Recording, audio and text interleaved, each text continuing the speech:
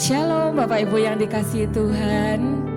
Sungguh suatu kesempatan yang luar biasa kalau kita boleh bersama-sama untuk memuji dan menyembah Tuhan. Karena dengan memuji dan menyembah Tuhan, kita akan mendapatkan kekuatan yang baru untuk bisa menjalani hari kita sepanjang hari ini. Mari bersama-sama saya mengajak Bapak Ibu untuk mengawali hari ini dengan menaikkan ucapan syukur dan doa atas kebaikan Tuhan di dalam hidup kita.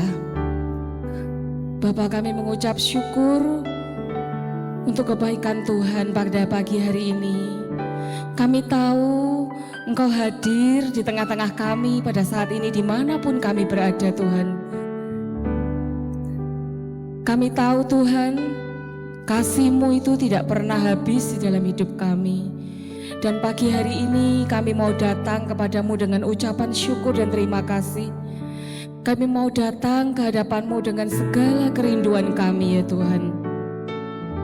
Mari Allah Roh Kudus, Kau yang akan memimpin setiap kami untuk masuk di dalam pujian dan doa kami pada pagi hari ini. Terima kasih Tuhan. Terpujiakan nama-Mu Yesus. Di dalam nama Tuhan Yesus Kristus kami berdoa. Amin.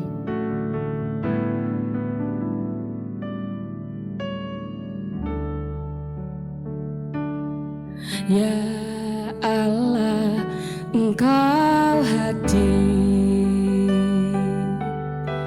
bertata atas umat-Mu. Kami bawa korban pujian ke tata suci-Mu Tuhan. Ya Allah, Engkau hadir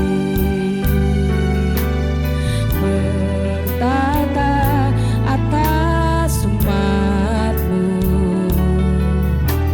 Kami bawa korban pujian ke tata suci-Mu Tuhan. Ku rasakan kemuliaan-Mu memenuhi tempat kudus-Mu. Betapa mulia hadirat-Mu Tuhan. Ku terkagum menyembah-Mu.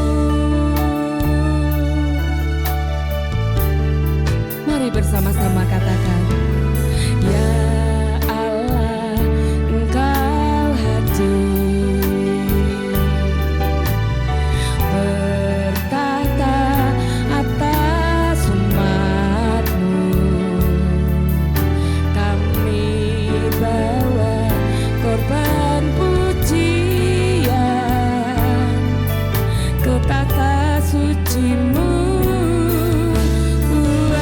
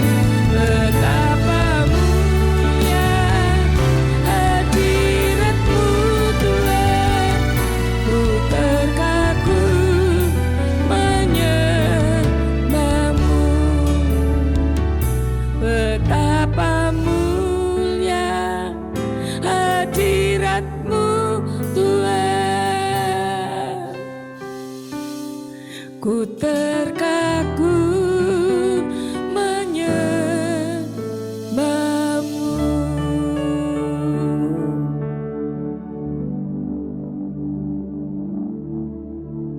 Terima kasih Tuhan atas urapan-Mu, atas perkenananmu sampai hari ini Tuhan. Di Sabtu minggu kedua bulan November ini kami tahu banyak sukacita, banyak kebahagiaan mengalir dalam kehidupan kami semua Tuhan, keluarga-keluarga-Mu Tuhan.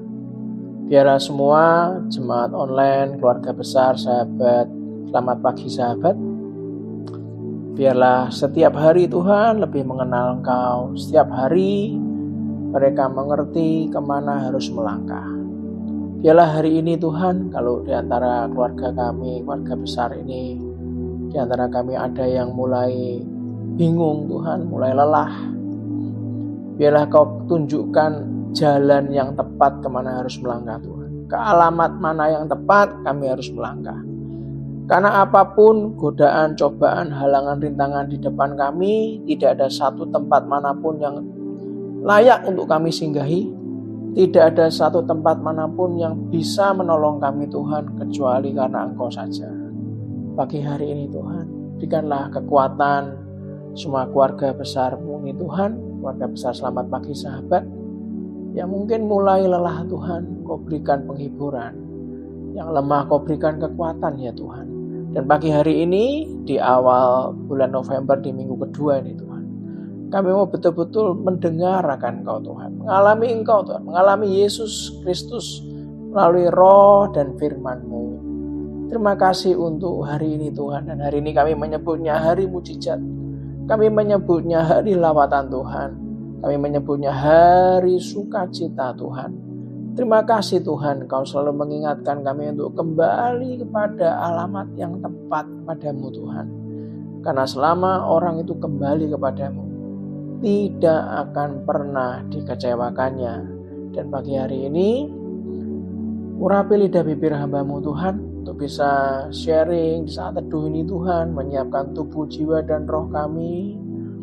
Untuk besok kami bisa beribadah Tuhan hari Minggu. Saatnya kami untuk memuji dan menyembah-Mu pagi hari ini. Biarlah dengan bahasa sederhana dan mudah dimengerti. Satu pun di antara kami, dimanapun kami sharing, mendengarkan YouTube channel GPI Lamber Tengah Raya ini, mendengarkan puji-pujiannya, mendengarkan firman dan pengajarannya, tidak ada satu pun yang terlewatkan. Di dalam nama Tuhan Yesus Kristus, kita semua yang percaya, katakan dengan iman, amin, amin, amin. Shalom Bapak Ibu semuanya. Selamat pagi. Hari ini kita bertemu kembali di minggu kedua hari Sabtu bulan November. Ingat, tidak lama lagi kita sudah merayakan Natal dan lepas tahun 2025. Saudara. Pertanyaannya, apakah saudara sudah mendapatkan sesuatu untuk kita persiapkan di 2026? Nah, hari ini kita lanjutkan apa yang Tuhan taruh dalam hati saya untuk kita sama-sama belajar. Kalau saya disuruh tanya temanya apa hari ini, mungkin yang cocok adalah saya beri nama alamat yang tepat, saudara. Mari kita lihat 2 Raja-Raja pasal yang keempat, ayat pertama sampai yang ke-7. Dikatakan salah seorang dari istri-istri para nabi mengadukan halnya kepada Elisa sambil berseru, "Hamba-Mu, suamiku sudah mati. Dan engkau ini tahu bahwa hamba-Mu ini takut akan Tuhan." Anda harus perhatikan. Orang yang tidak dalam Tuhan mengalami masalah. Saudara. Tapi orang yang takut dalam Tuhan pun juga mengalami masalah. Dan Anda harus percaya, walaupun kita itu mengalami masalah, kita tidak akan pernah dibiarkannya. Mari kita lanjutkan. Tetapi sekarang penagih hutang sudah datang untuk mengambil kedua orang anakku menjadi budaknya. Jawab Elisa kepadanya, "Apakah yang dapat kuperbuat bagimu? Beritahukanlah kepadaku apa-apa yang kau punya di rumah." Berkatalah perempuan itu, "Hamba-Mu ini tidak punya sesuatu apapun di rumah, kecuali sebuah buli-buli berisi minyak." Ayat 3, lalu berkatalah Elisa, pergilah, mintalah bejana-bejana dari luar, daripada segala tetanggamu. Bejana-bejana kosong, tetapi jangan terlalu sedikit. Ayat keempat, kemudian masuklah, tutuplah pintu sesudah engkau, dan anak-anakmu masuk, lalu tuanglah minyak itu ke dalam segala bejana. Mana yang penuh, angkatlah. Pergilah perempuan itu daripadanya, ditutupnyalah pintu sesudah ia dan anak-anaknya masuk. Dan anak-anaknya mendekatkan bejana-bejana kepadanya, sedang ia terus menuang. Ayat ke-6, ketika bejana-bejana itu sudah penuh, berkatalah perempuan itu kepada anaknya, dekatkanlah kepadaku sebuah bejana lagi. Tetapi jawabnya kepada ibunya, tidak ada lagi bejana. Lalu berhentilah minyak itu mengalir. Ayat 7, kemudian pergilah perempuan itu, memberitahukannya kepada abdi Allah, dan orang ini berkata, pergilah, jualah minyak itu, bayarlah hutangmu, dan hiduplah dari lebihnya, engkau serta anak-anakmu. Saudara, kalau Anda dan saya ingin menjadi seorang yang hidup dalam mujizat, hidup dalam berkat Tuhan, Anda hidup itu bukan nuruti perasaan kita, saudara. Karena kalau hidup dengan perasaan kita tuh pasti banyak salahnya. Tapi hiduplah berdasarkan prinsip firman Tuhan. Mari kita sama-sama ketik di live chat.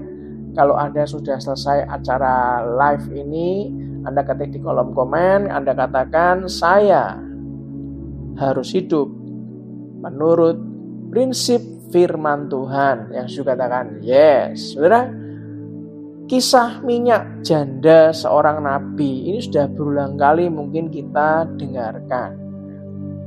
Ini mengandung prinsip firman Tuhan yang bisa digunakan jadi kunci hidup dalam mujizat dan berkat Tuhan. Ingat, janda ini pergi ke Nabi Elisa untuk menceritakan keadaannya dan meminta nasihat rohani, betul kan? Salah seorang dari istri-istri para nabi katanya mengadukan halnya kepada Elisa. Dibuka dengan seperti itu sambil berseru, hambamu suamiku sudah mati, dan engkau ini tahu bahwa hambamu itu takut akan Tuhan. Tetapi sekarang takut sama Tuhan, tapi penagih utang itu masalahnya sudah datang, mau untuk mengambil kedua orang anaknya. Ini sudah dalam kondisi genting loh, saudara. Janda ini berada dalam situasi kepepet, situasi sulit yang tidak bisa diselesaikan oleh dia sendiri, saudara. Kenapa ya? Karena dia nggak punya kemampuan lunasi. Nggak ada yang bisa dia apa-apakan, sudah mentok. Penagih utang sudah datang untuk ngambil kedua orang anaknya untuk jadi budaknya. Janda ini akhirnya pergi ke Nabi Elisa untuk cerita keadaan hidupnya, minta nasihat rohani dengan permohonan mendesak, as soon as possible, urgent. Terus ditagih soalnya, dia ditagih, nggak bisa lari, mau diambil anaknya. Sudah janda, anaknya mau diambil pula. Dia menyerahkan semua kekhawatiran itu, ketakutannya itu kepada Tuhan melalui Nabi Elisa. Pernahkah Anda mengalami sesuatu yang sangat krusial, terpojok, dan gak ada jalan keluar? Janda ini menjelaskan identitas dirinya, saudara, bahwa dia layak ditolong oleh Nabi Elisa. Sebab suaminya seorang nabi yang takut akan Tuhan. Janda ini menjelaskan identitasnya, dia ini layak ditolong karena suaminya seorang nabi yang takut Tuhan, kerja di bawah naungan Nabi Elisa. Janda ini ngerti bahwa hanya Tuhan yang dapat melakukan mujizat dalam situasi yang dihadapinya itu. Ia pergi ke alamat yang tepat, saudara. Prinsip pertama dalam hidup, saudara, Kita ini sharing-sharing di hari Sabtu. Waktu saya baca, saya coba untuk renungkan. Tempat kita menaruh pengharapan itu akan menentukan apakah Anda dan saya akan menerima mujizat atau tidak. Tempat menaruhkan pengharapan itu pengaruh, saudara. Apakah kita ini terima mujizat atau tidak?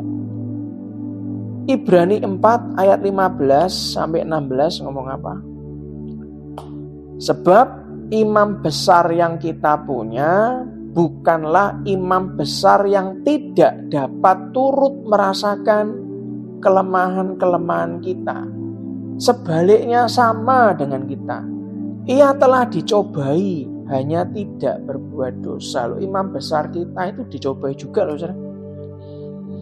Yesus Kristus itu sebagai imam besar agung itu dicobai juga, saudara. Sebab itu, ayat 16, marilah kita dengan penuh keberanian menghampiri tahta kasih karunia, supaya kita menerima rahmat dan menemukan kasih karunia untuk mendapat pertolongan kita pada waktunya. Ketika kita menaruh pengharapan akan pertolongan Tuhan di tengah-tengah kesulitan, maka kita harus berhenti mengeluh, saudara. Berhenti berkeluh kesah. Itu akan mengubah perbantahan di hati. Daripada ngeluh, gundah gulana, kacau di sini, lebih baik berhenti mengeluh. Anda mulai berdoa, memuji dan menyembah, naik ke tahta kasih karunia Tuhan Yesus. Sama seperti janda ini datang ke alamat yang tepat, menemui Nabi Elisa. Poin yang kedua yang mau saya sharingkan, Nabi Elisa membantu perempuan itu menemukan apa yang dimilikinya. Dan dia ngomong, aku hanya punya sebuah buli-buli berisi minyak. Ingat, berulang kali saya sama-sama mengingatkan diri saya. Mengingatkan semua jemaat yang dikasih Tuhan, di mana saya dipercayakan Tuhan untuk menggembalakan Anda semua. Ingat baik-baik, saat kita kepepet, kalau Anda datang ke alamat yang tepat, Anda menaruh pengharapan kepada Tuhan. Berulang kali saya cerita, tidak pernah akan dikecewakannya. Dan mujizat itu tidak jauh-jauh, saudara. Jangan Anda berpikir tuh kelihatannya jauh ya, jalan keluarnya tuh jauh. Enggak, saudara, dekat.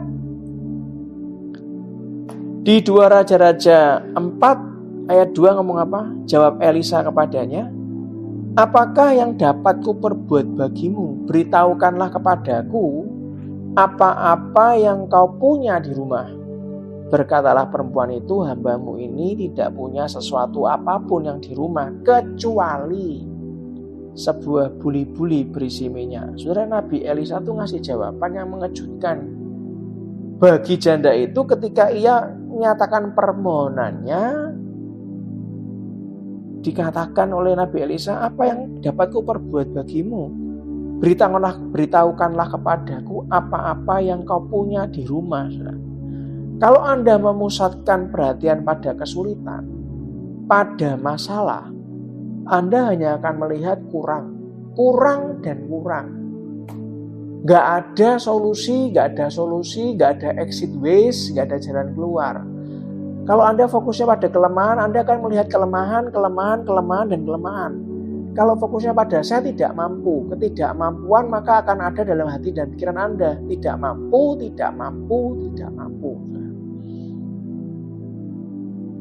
Tapi saat Anda itu mau duduk, mau menyerahkan kepada tangan yang tepat, alamat palsu jangan didatengin. Alamat yang tepat Anda datangi. Awalnya janda seorang nabi ini hanya bisa melihat kesulitan, hanya bisa melihat masalah, bahwa dia nggak sanggup bayar utang. Itu aja yang dilihat. Penagih utang sudah akan mengambil anaknya jadi budak, kemerungsung. Ia sudah nggak punya suami, kehilangan suami. Ia akan kehilangan anak sebentar lagi. Dalam hatinya pasti seperti itu, ya kan? Dia nggak punya sesuatu apapun di rumahnya. Perhatiannya hanya terpusat pada tidak ada apa-apa di tempatku. Aku nggak punya apa-apa, nggak ada apa-apa. Tapi lihat, kalau kita datang ke alamat yang tepat,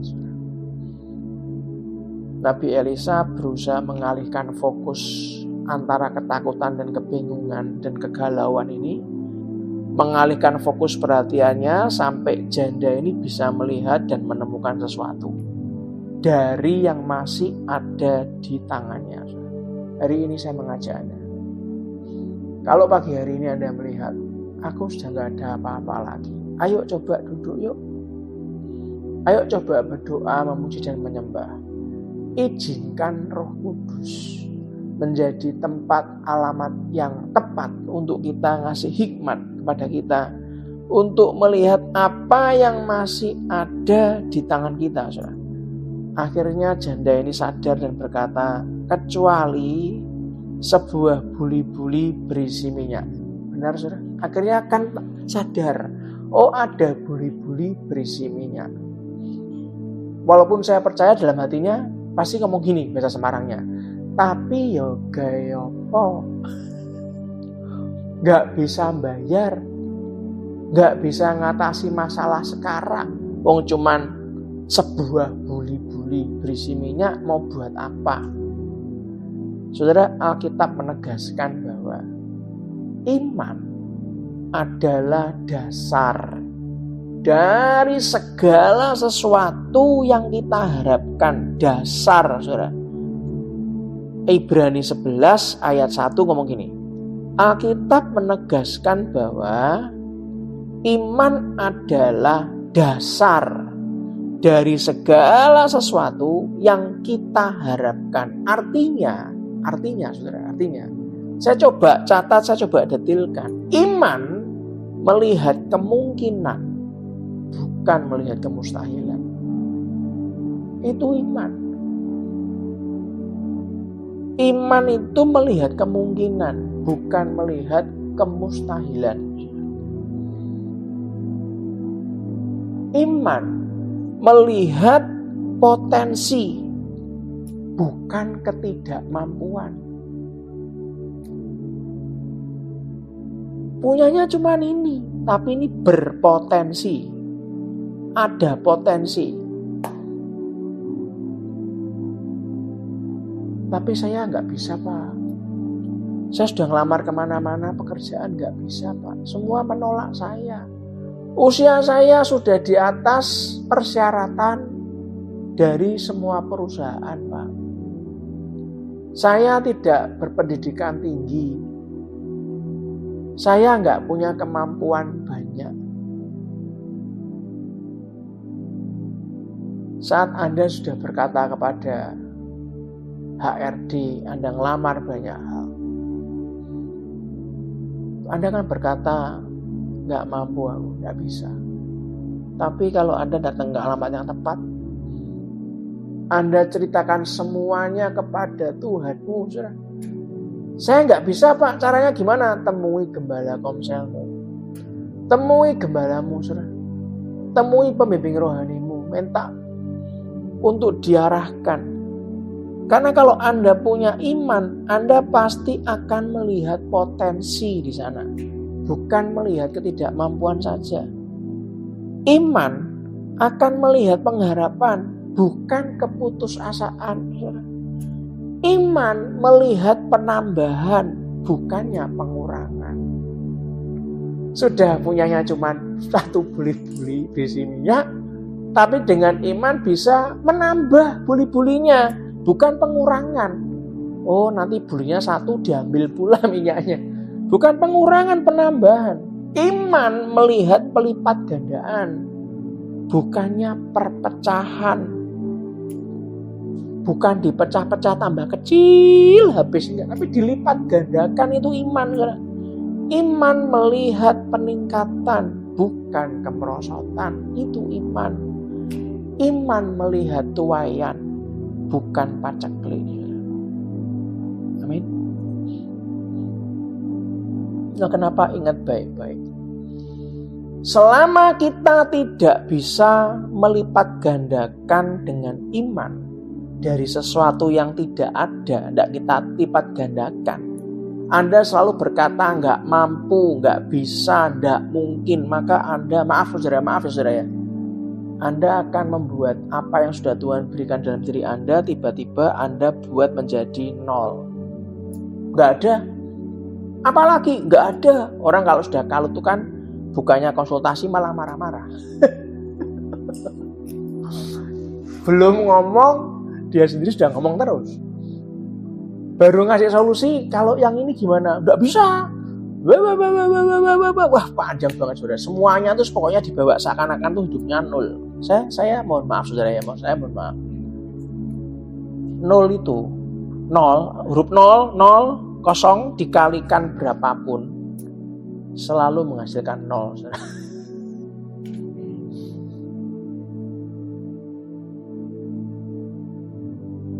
Orang tuh datang konsultasi soal pekerjaan, kami kasih solusi yang paling sederhana. Jawabannya apa? Ya enggak bisa total. Sudah berusaha kita itu, enggak bisa tak. Ya nol lagi kan. Setiap kali datang ketemu dikasih solusi yang lain, jawabannya enggak mungkin. Itu sudah saya lakukan. Enggak mungkin, enggak bisa. Kenyataannya seperti ini, enggak bisa. Kita tuh doa sudah enggak kurang-kurang. Tapi emang enggak ada solusi. Setiap kali kalau Anda tidak dapat melipat gandakan dengan iman yang Tuhan berikan pada Anda dari sesuatu yang tidak ada, ya selamanya tidak ada terus. Nol itu kalau dikalikan berapapun itu selalu ketemunya adalah nol. Nabi Elisa itu membantu perempuan itu menemukan apa yang dimilikinya. Apa saudara? Sebuah buli-buli berisi minyak. Ketika fokus perhatiannya beralih dari ketakutan, kekhawatiran, ketidakmampuan beralih kepada apa yang dimilikinya. Kemudian Roh Kudus bekerja melakukan mujizat dari sedikit minyak yang dimiliki oleh perempuan itu. Dalam buli-bulinya, itulah dia. Dia ikuti apa yang dikatakan kepada dia. Dia berhasil melunasi utangnya. Saudara, saya coba membaca beberapa jurnal. Karena namanya manusia, termasuk pendeta sekalipun pasti pernah mengalami yang namanya masalah. Dan itu pasti bertubi-tubi. Suatu survei menunjukkan bahwa kebanyakan orang tidak punya visi untuk 10 tahun ke depan. Nggak ada gambaran. Yang mereka tahu hanya apa yang tidak mereka inginkan terjadi. Dari mana Pak cara ngomongnya? Coba Anda dengarkan orang-orang terdekat Anda, teman-teman Anda, kolega Anda. Pokoknya jangan sampai loh ya ini terjadi, ini jangan terjadi, ini jangan terjadi, ekonomi jangan gini, harus berusaha, ini jangan sampai terjadi, jangan sampai terjadi, pokoknya ini jangan sampai, bahaya. Itu tidak ada masalah untuk antisipasi semua logika dan nalar dan pikiran kita tuh nggak ada masalah untuk antisipasi. Tapi punyailah visi yang ke depan, yang jauh. Ada visi jarak dekat, jangka waktu pendek, menengah, dan panjang. Dan visi itu kalau Anda duduk bersama, Anda bawa ke alamat yang tepat, saudara, Anda akan diberikan nggak cuma antisipasinya, nggak cuma kata jangan begini ya Tuhan, jangan begini Tuhan, enggak. Tapi pada saat sekarang ini kamu harus melakukan ini, nak. Masa sih Tuhan? Sudahlah, lakukan saja. Mereka yang hanya punya visi negatif tentang apa yang tidak mereka inginkan, justru yang negatif yang terjadi pada mereka. Itulah kenapa kalau Anda baca kata-kata dalam bahasa Inggris bagus sih, saya Tulis, without dream, we reach nothing. Tanpa mimpi, kita tidak dapat meraih apapun. Untuk mimpi pun apakah Anda sudah menaruh mimpi itu bersama Kristus? Karena tanpa mimpi, tanpa impian, kita nggak akan meraih apapun. Without love, we feel nothing. Tanpa cinta, kita tidak merasakan apapun. Without Jesus, we are nothing. Tanpa Yesus, kita bukanlah apa-apa.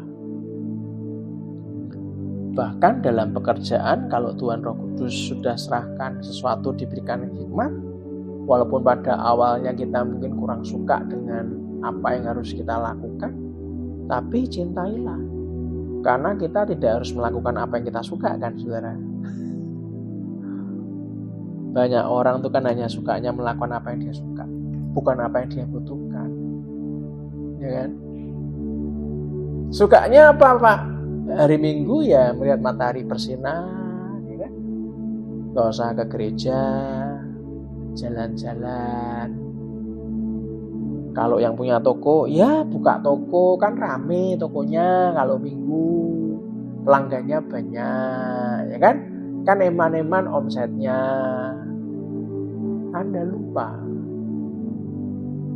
kita butuh lebih dari sekedar jalan-jalan di hari Minggu.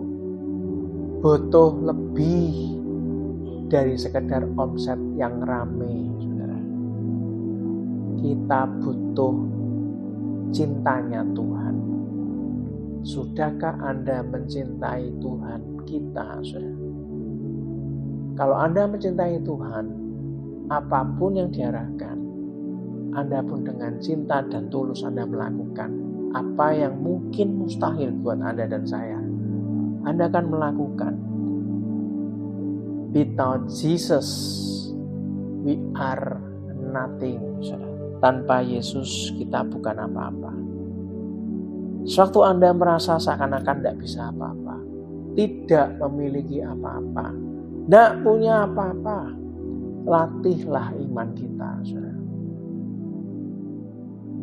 Sekarang pertanyaan di pagi hari ini, saudara, untuk Anda menyiapkan tubuh, jiwa, dan roh untuk besok kita ibadah. Besok saya akan melayani Anda 2 kali ibadah, pagi dan sore, dengan tema di balik pintu tertutup. Di balik pintu yang tertutup. Besok akan saya detailkan. Siapkan tubuh, jiwa, dan roh kita untuk kita sama-sama mengerti apa yang harus kita lakukan di balik pintu yang tertutup, saudara. Apakah Anda harus punya visi atau tujuan untuk memperoleh mahkota surgawi secara rohani? Anda harus mulai jawab dari hari ini. Pak, itu pertanyaan gampang, Pak. Jawabnya 5 tahun lagi boleh. Sebentar, saudara. Anda nggak akan kemana-mana, nggak akan dapat lompatan rohani kalau Anda nggak jawab pertanyaan saya nomor pertama. Apakah Anda sudah punya visi, punya tujuan untuk memperoleh mahkota surgawi? Kalau enggak, mahkota Anda hanya mahkota duniawi yang fana. Saya sharing kemarin di pertemuan pendeta, pertemuan diaken, calon diaken, penata layanan. Saya sharing dengan buka sebuah kenyataan di dunia. Perusahaan yang buka 138 tahun, 138 tahun, dan berakhir tutup, bangkrut. Bangkrut dengan hutang 162 triliun. Hutang 162 triliun. Sekarang saya tanya, mahkota yang mana yang Anda cari? Anda ingin meraih mahkota yang berakhir dengan kebangkrutan karena jasmanimu belum siap. Jasmanimu tidak akan pernah siap tanpa Yesus. Maka pertanyaan saya nomor 1 Anda harus jawab. Apakah Anda sudah punya visi, punya tujuan untuk memperoleh mahkota surgawi secara rohani. Saudara. Yang kedua pertanyaan saya, besok Anda harus bisa jawab, karena saya besok akan sharing lebih banyak, lebih detail di ibadah. Apakah kita harus punya visi atau tujuan? Sudahkah kita punya visi dan tujuan? Untuk punya tubuh sehat, segar dan panjang umur secara jasmani. Loh maaf saudara, mohon maaf. Anda mau punya visi terlalu besar, tidak akan pernah tercapai kalau Anda sakit-sakitan. Baik Anda seorang pendeta sekalipun, saudara. Anda ingin mengembalakan jutaan umat, tidak ada masalah. Itu punya visi yang luar biasa dan mulia. Anda ingin membantu jutaan, puluhan juta umat seluruh dunia. Great. Tapi apakah Anda sehat, saudara? Kalau Anda sakit, mana bisa melayani, saudara?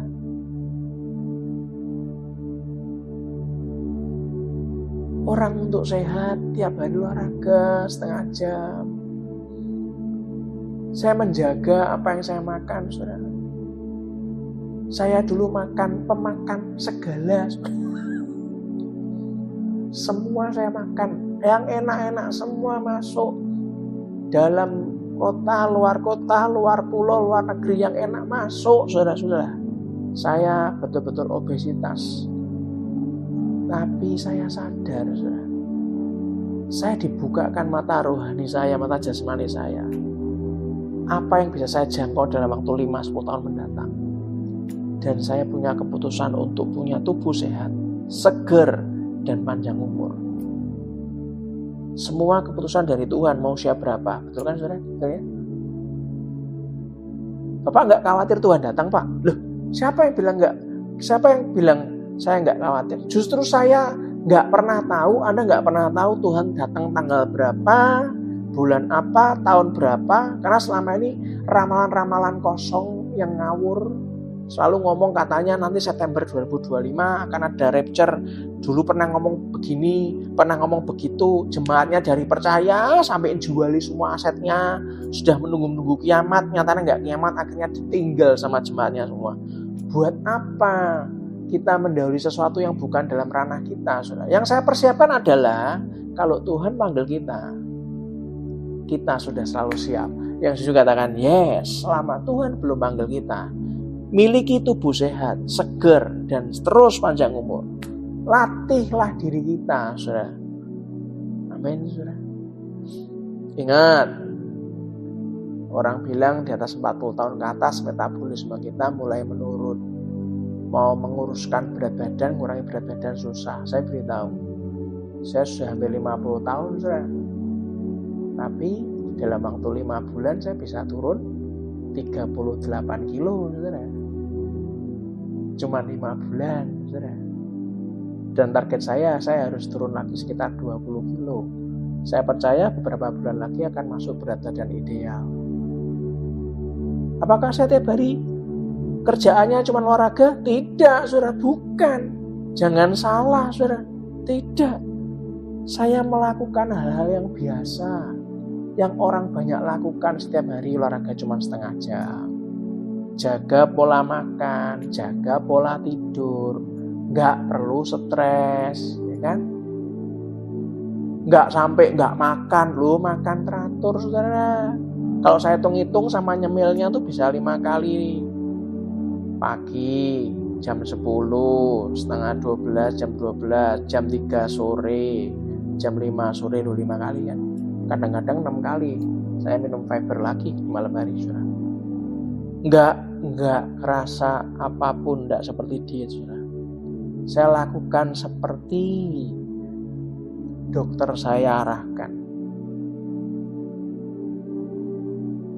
Karena ada yang ngajari. Saya datang ke alamat yang tepat. Orang yang menguasai tentang gizi, tentang kesehatan. Apakah kita sudah punya visi atau tujuan untuk punya hubungan yang kuat? Punya hubungan yang sehat? Punya hubungan yang baik dengan sosial kita, sekitar kita, saudara? Dengan sama sesama jemaat? Dengan orang-orang yang di luar jemaat? dengan orang-orang di luar agama yang berbeda dengan kita? Sudahkah kita menjalin hubungan? Sekarang itu kan lagi gampang-gampangnya sedikit-sedikit diupload di sosial media, ya kan? Bahkan jempol kita tuh bisa nggak jadi berkat loh, saudara. Bahaya loh. Anda makan di mana, nanti makanannya atau pelayanannya ada yang nggak benar. Anda bukan tegur orangnya, tapi Anda kasih bintangnya 1 di sosial media. Itu membunuh dia loh, saudara.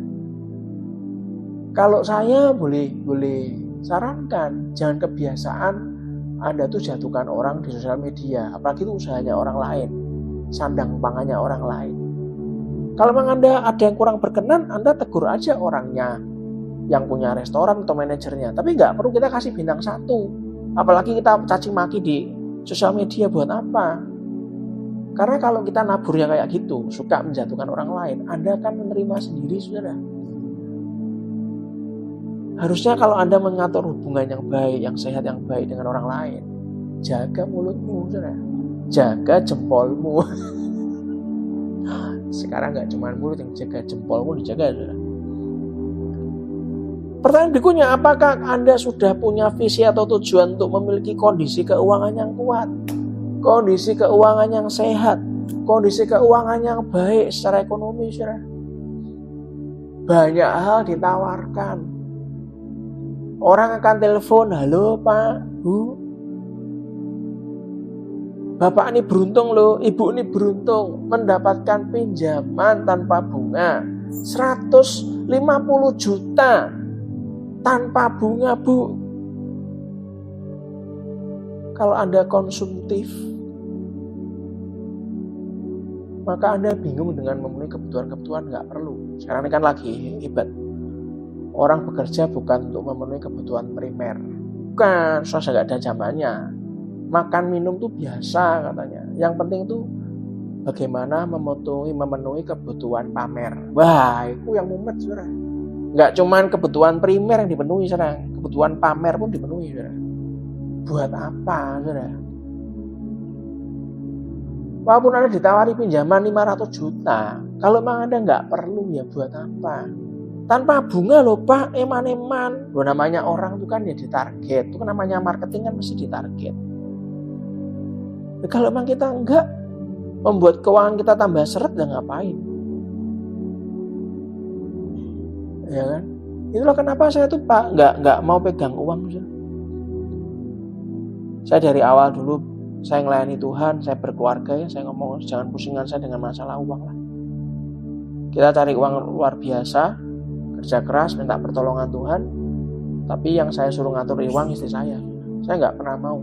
Apalagi sebagai hamba Tuhan, saya nggak mau mencemari hati saya dengan uang. Nggak mau. Saya nggak pernah ngambil apapun. Saya hidup apa yang saya mampu, ya sudah saya nikmati. Yang saya nggak mampu saya lepaskan, nggak usah dipikir. Itu yang saya ajarkan juga kepada jemaat. Perhatikan hal ini. Iman adalah dasar dari segala sesuatu yang kita harapkan, dan bukti dari segala sesuatu yang kita tidak lihat. Iman bukanlah apa yang tidak ada. Sebaliknya, kalau Anda datang ke alamat yang tepat, iman itu adalah dasar dan bukti. Iman itu adalah sesuatu. Anda nggak punya apa-apa, Anda terpojok, terpepet, justru iman itulah akan membuat dasar dan membuat bukti yang baru. Karena Anda datang ke alamat yang tepat. Yang setuju katakan yes. Ambillah sesuatu itu. Karena iman adalah sesuatu. Maka ambillah sesuatu itu. Serahkanlah kepada Tuhan. Maka Ia akan menciptakan jalan keluar dari masalah kita, saudara. Ini loh yang terjadi dengan janda seorang nabi. Hal yang kecil yang dia miliki, sebuah buli-buli berisi minyak, itu pun dipakai Tuhan untuk melakukan mukjizat pembebasan hutang. Siapa yang masih punya hutang, katakan? Apakah Anda percaya? Sebentar lagi, tidak lebih dari 1 tahun, tidak lebih dari 6 bulan, bahkan tidak lebih dari 3 bulan, Anda akan mengalami mujizat pembebasan hutang. Yang mau ketikkan di live chat, ketiklah dengan iman, saya mau ya Tuhan. Saudara, apa yang dianggap tidak terlalu bermanfaat, apa yang dianggap tidak bisa menolongnya, Tuhan dapat memakainya untuk menciptakan pelipat gandaan minyak di tengah-tengah kebutuhannya. Saudara, setiap kali saya tuh berusaha mendengarkan orang cerita, orang yang dalam kekurangan, orang yang dalam kesulitan, selalu bicaranya panjang kali lebar kali tinggi. Yang dibicarakan apa? Selalu masalah, selalu kekurangan, selalu ketidaksanggupan, selalu kemustahilan, ketidakmampuan berjam-jam.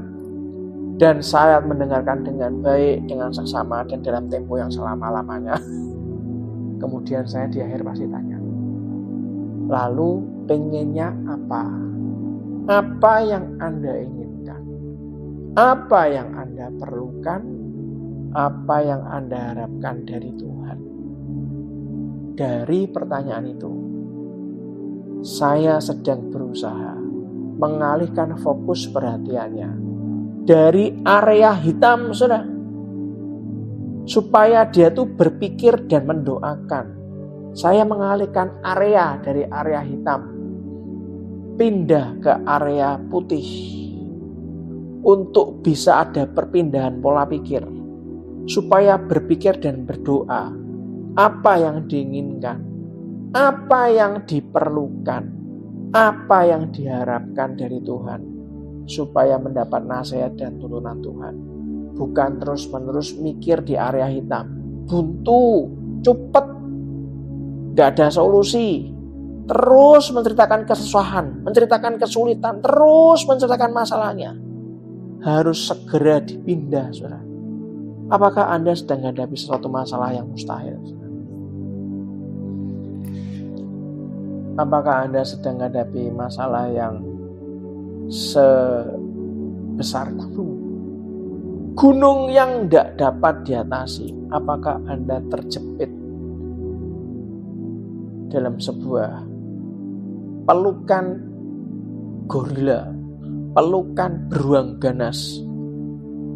Kok pelukan Pak? Enak dipeluk Pak. Sudah masuk mulut singa Pak. Taring monster, taring singa yang ganas sudah menggigit saya, sudah di mulutnya Pak. Hari ini, pagi ini saya harus mengajarkan Anda. Serahkan apapun. Serahkanlah apa yang Anda miliki dalam iman kepada Tuhan Yesus. Datanglah ke alamat yang tepat.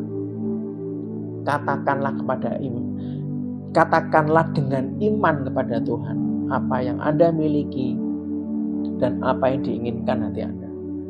Sekarang sebelum Anda mulai melanjutkan aktivitas di hari Sabtu yang indah, ayo duduk. Ayo didaftar apa yang Anda punya. Duduk sama suami Anda, duduk sama istri Anda, duduk bersama dengan anak Anda. Ayo kita ngelis yuk apa yang kita punya. Daripada kita ngomong yang tidak ada, ngomong ketidakmampuan terus, ya buat apa? Gak ada solusi kan? Kemana fokus perhatian kita tertuju, ke situ kuasa Allah mengalir. Saya ulangi. Saudara. Kemana fokus perhatian kita tertuju, ke situ kuasa Allah mengalir. Hendaklah pagi ini Anda sadar, fokus perhatian kita beralih dari masalah, dari zona yang gelap, beralih kepada sumber kuasa, pada zona putih, zona kuasa, yaitu Kristus Yesus, Tuhan kita, saudara. Yang setuju katakan, yes. Satu pujian buat kita semuanya.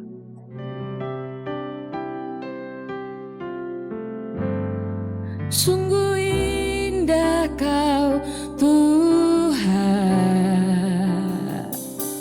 penuh kasih dan sayang.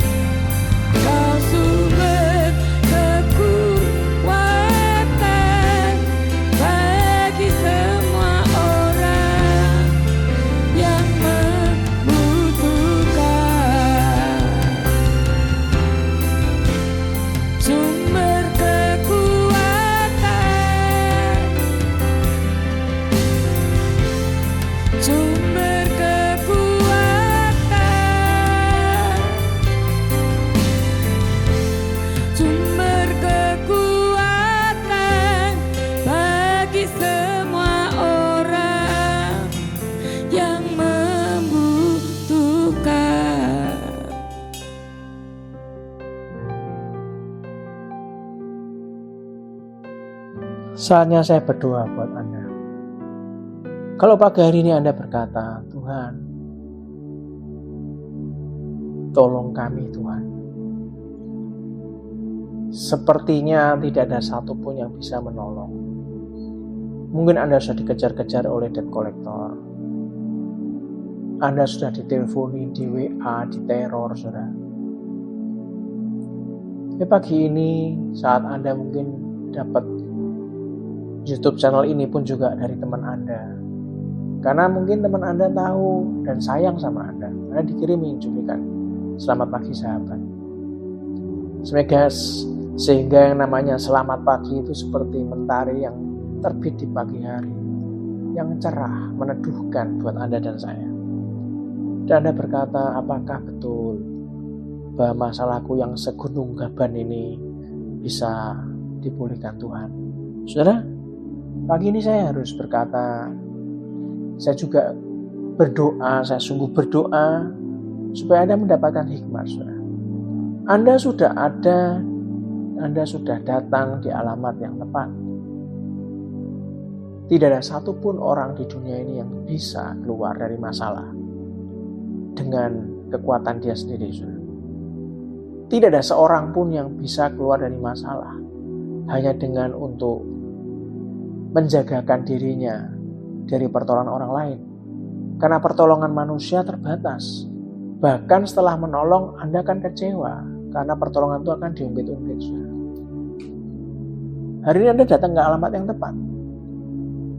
Karena Anda datang kepada Yesus. Izinkan Roh Kudus bekerja, saudara. Saya undang Anda, saya berdoa Anda besok bisa hadir dalam 2 kali ibadah.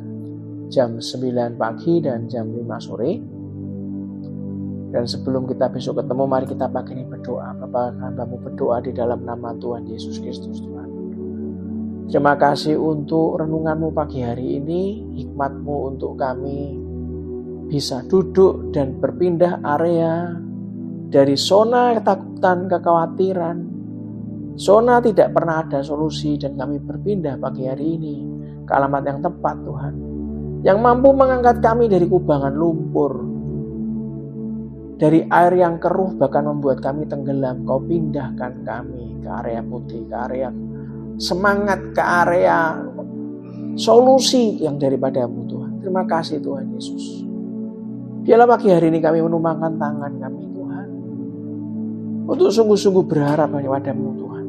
Ajari kami untuk dapat membuat daftar apa yang kami punya bersama keluarga kami. Dan kami besok akan hadir, Tuhan. Kami mau tahu apa-apa yang harus kami siapkan berikutnya. Di dalam nama Yesus. Dan pagi hari ini kalau Anda punya masalah keluarga, Anda sedang sakit, Anda punya masalah keuangan, Anda punya masalah hidup dalam kekuatan, kekhawatiran, ketakutan. Anda takut akan masa depan, Anda takut karena Anda belum punya jodoh, Anda takut karena Anda diambang kehancuran karir Anda takut keadaan Anda sekarang sedang tidak baik-baik saja. Saya ingin mendoakan Anda sudah datang di alamat yang tepat. Jangan pernah keluar dari alamat itu, saudara. Biarlah Tuhan yang menolong Anda. Mari kita berdoa sama-sama Tuhan di dalam nama Tuhan Yesus Kristus, Tuhan. Kami datang dengan segala permasalahan kami seperti janda ini, Tuhan, yang datang ke Nabi Elisa, di mana dia tidak punya solusi, Tuhan. Dan pada saat semua solusi itu selesai sampai akhirnya, itu yang kami inginkan, Tuhan. Karena kami tahu di dalam Yesus semuanya tuntas, tidak ada yang setengah-setengah. Semuanya tuntas, terbaik, dan tercepat. Dan sebelum selesai, dan karena besok kita semua akan sama-sama berdoa, Tuhan, belajar dengan firman-Mu, mengalami Yesus lewat firman dan roh-Nya.